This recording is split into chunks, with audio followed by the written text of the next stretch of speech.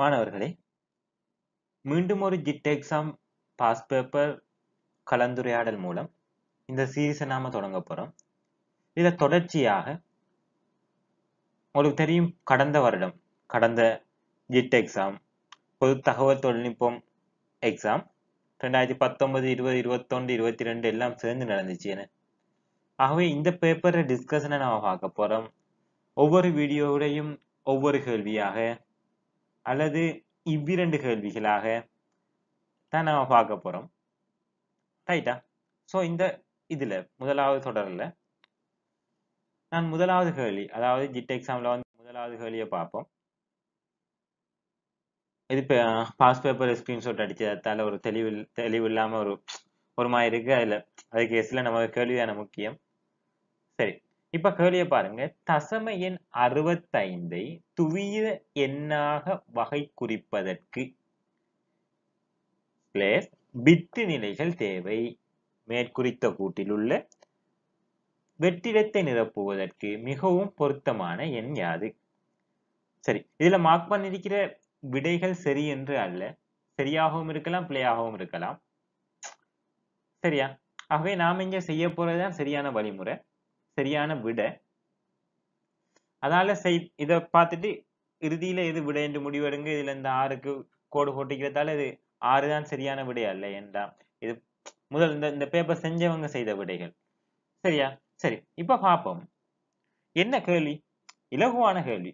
65 துவித எண்ணாக தருகன்னு சொன்னா என்ன செய்வீங்க? 65 உங்களுக்கு துவித எண்ணாக தர சொல்றாங்க. என்ன செய்வீங்க? 65 போடுவீங்க. சரியா?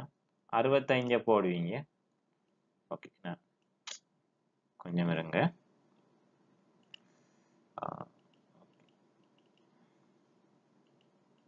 ஓகே, சரி, இப்ப பார்ப்போம். இப்ப 65 போடுவீங்க. 65 எப்படி துவித எண்ணாக மாத்துவீங்க? 65 2ஆல வகுப்பீங்க. 2ஆல வகுத்தா எத்தனை? 32 ஒன்று மிகுதி. இத 2ஆல வகுப்பீங்கடா 16 எத்தனை மிகுதி? 0. திருப்பி இத 2ஆல வகுப்பீங்கடா 8 எத்தனை மிகுதி? 0 என்ன? 0 மிகுதி. திருப்பி இத 2ஆல வகுப்பீங்க 4 0 மிகுதி. திருப்பி இத 2ஆல வகுப்பீங்க 2 0 மிகுதி. திருப்பி இத 2ஆல வகுப்பீங்க எத்தனை?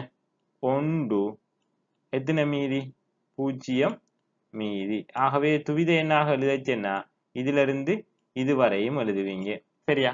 ஸ்லைட்ல எழுதுறதால கொஞ்சம் இதாக இருக்கு, மோசால எழுதுறதால பரவாயில்ல, உங்களுக்கு விடயமுள்ள என்ன சரிதானே. சரி, அப்ப 65 இப்படி வகுத்து தான் என்ன கீழிருந்து மேலாக வரக்கூடியதை நாம் என்ன செய்வோம்? 1 0 0 எத்தனை பூஜ்ஜியங்கள்? 1 2 3 4 5 5 பூஜ்ஜியம் என்ன? ஆகவே 1 2 3 4 5 பூஜ்ஜியம் 1 அடி 2 இப்படித்தான் துவித எண்ணாக இது செய்வோம். இங்க பிட்டு நிலைகள் எத்தனை பிட் இருக்கு? நம்ம எதை பிட்டுன்னு சொல்றோம்? பிட்டுன்னு எது பாவிக்கிறது? இங்க வர 1 பூஜ்ஜியத்தை நாம என்ன செய்வோம்? பிட்டுகள் சொல்லுவோம். ஆகவே இதுல எத்தனை பிட் இருக்கு? 1 2 3 4 5 6 7 பிட் இருக்கு. ஆகவே விட எத்தனை? 7. இதான் இதுக்குரிய விட. விளங்குதா? ஆகவே எத்தனை பிட்? வளமையாக இதுக்கு முதல்ல உள்ள பாஸ் பேப்பர்ல எல்லாம் வளமையாக வர கேள்வி இதை 65 துவித எண்ணாக மாத்துக, 100 துவித எண்ணாக மாத்துக, இல்லாட்டி துவித எண்ணை தந்து இதை 10 அடியாக தசம எண்ணாக மாத்துக, இவ்வாறான வினாக்கள் வரும். இதை கொஞ்சம் வித்தியாசமாக பிள்ளைகளுக்கு ஒரு பிட்டுண்டா என்னென்று விளங்கியிருக்கா என்ற ஒரு அடிப்படையில எத்தனை பிட்டுகள் இருக்கு, எத்தனை பிட்டுகள் இருக்கு? அந்த 1 0 வரது மொத்தம் 7 பிட்டுகள் இருக்கு. ஓகே, உங்களுக்கு இன்னும் கொஞ்சம் விளங்கமாய் பாக்குறேன்னா நாம ஆங்கிலத்துல பார்ப்போம். To represent decimal 65 in binary requires bit position. Which of following number is most suitable to fill the blank in the above statement? So the answer is 7. So இங்க என்ன பிரச்சனை? என்ன ஆங்கிலத்திலையும் போடுறேன்டா சில வார்த்தைகள் உங்களுக்கு தெரியும், ஐடியில் இருக்கிற சில தமிழ் மொழிபெயர்ப்புகள் விளங்காது. அதனாலதான் நான் ஆங்கில பேப்பரையும் இணைச்சி எல்லாத்திலையும் போறேன். ஆகவே இங்க வார இந்த பிற்றுன்னு அங்க இருக்கு, இல்ல சில நேரம் கன்ஃபியூஸ் ஆகும்ல, சில நேரம் சில வேலைகளுக்கு ஐடியோட தொடர்பு இல்லாம சில வேற துறைகள்ல இருந்து ஜிட் எக்ஸாம் எல்லாருக்கும் பொதுவானது. ஐடி படிச்சவங்க ஐடி ஏஎல் எடுத்தவங்க எழுதுவாங்க, ஏனைய பாடங்கள் எடுத்தவங்களும் எழுதுவாங்க. ஆகவே அவங்களுக்கு இந்த வார்த்தைகள் என்ன ஒரு ரிலேட்டட் இல்லாம இருக்கும். ஆகவே அதனால நான் ஆங்கிலத்தையும் சேர்த்து போறேன். பிட்ருன்னு சொன்னது இங்க பிட் பிட் என்பதை தான் அவங்க அப்படி தமிழ்ல மொழிபெயர்த்திருக்காங்க. ஆகவே முதலாவது ஆன்சர் எத்தனை? 7. சரியா? ஓகே. அடுத்த வீடியோல நாம இரண்டாவது அதுக்கு அடுத்த அவ்வாறு வீடியோல இந்த நாட்கள் இருக்கேன் எக்ஸாமுக்கு. ஆகவே நாம படிப்படியாக ஒவ்வொரு விடையாக என்ன பார்த்து போவோம். சரி, அப்ப இந்த வீடியோவோட இதை முடிச்சு கொள்றேன். சப்ஸ்கிரைப் பண்ணாதவங்க சப்ஸ்கிரைப் பண்ணிக்கொள்ளுங்க. அதோட இந்த இதை இந்த பாஸ் பேப்பருக்குரியதை நான் ஒரு ஒரு பிளேலிஸ்ட்ல போடுறேன். ஆகவே அந்த பிளேலிஸ்ட்டை தொடர்ந்து வாங்க. இதுக்கு முதல் உள்ள பாஸ் பேப்பர்கள் நாம இதுக்கு முதல் உள்ள வீடியோகளில் நீங்க பார்க்கலாம். அதுவும் நான் அன்னைக்கு தனியாக பிளேலிஸ்ட்ல போட்டுருக்கேன். ஆகவே அதை பார்த்து என்ன செய்து கொள்ளுங்க, அந்த பாஸ் பேப்பர் தொடர்பான ஐடியாவை எடுத்துக்கொள்ளுங்க. அதே போல இதையும் நான் தொடர்ந்து என்ன நேரம் கிடைக்கிற டைம்ல தொடர்ச்சியாக செய்து கொள்றேன். சரி பிள்ளையர், மீண்டும் ஒரு வீடியோவில் சந்திப்போம்.